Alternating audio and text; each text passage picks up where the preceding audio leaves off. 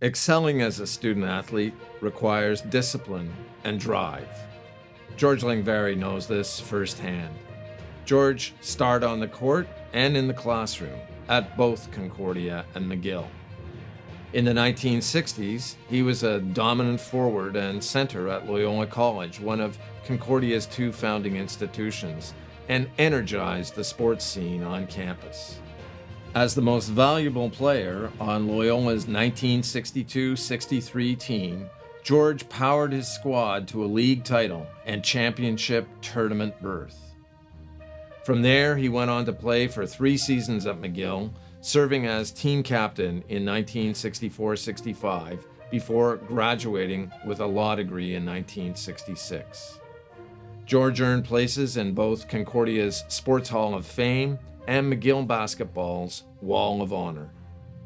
Off the court, he rose in the corporate ranks and paid his success forward by funding scholarships, coaching, and participating in training and recruitment activities. George exemplifies how varsity sports can nurture professional and personal success. In 2019, Concordia and McGill jointly honored his accomplishments by renaming their annual crosstown rivalry the George Lengvari Cup.